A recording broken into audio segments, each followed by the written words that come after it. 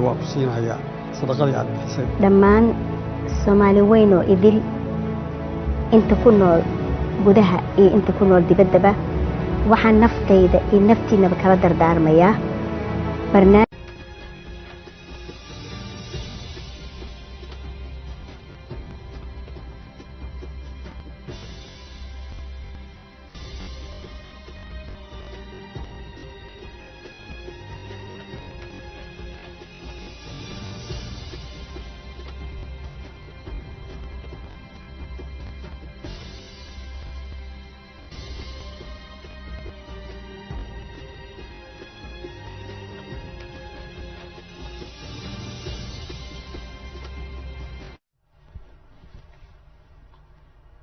بسم الله الرحمن الرحيم وردك دقة وكسر بحي حفيز كرئيس الوزراء حكومة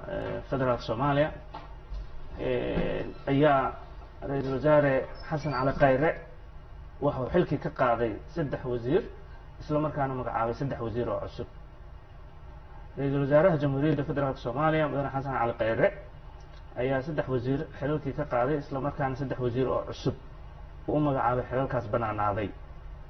رئيس الوزراء ayaa ugu horeyn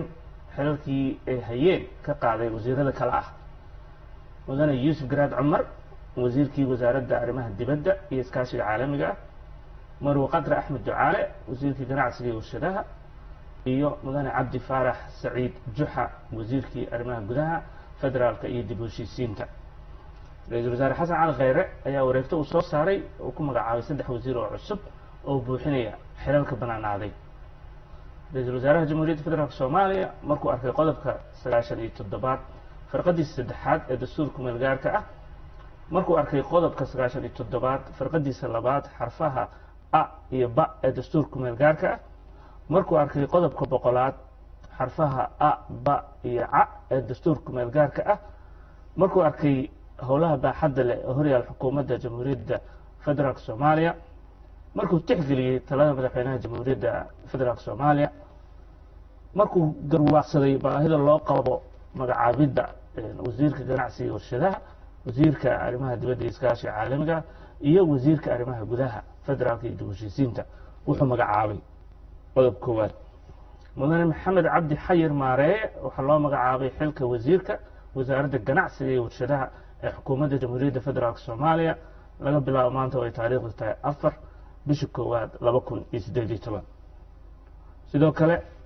mudane Cabdi Maxamed Sabriye waxa loo magacaabay xilka wasiirka wasaaradda arrimaha gudaha federaalka iyo dib u heshiisiinta ee xukuumadda jamhuuriyadda federaalka Soomaaliya laga bilaabo maanta oo ay taariikhdu tahay 4 Janaayo 2018 sidoo kale Danjire Axmed Ciise Cawad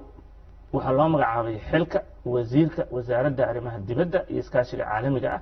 ee xukuumadda jamhuuriyadda federaalka Soomaaliya laga bilaabo maanta oo taariikhdu tahay 4 bisha koowaad 2018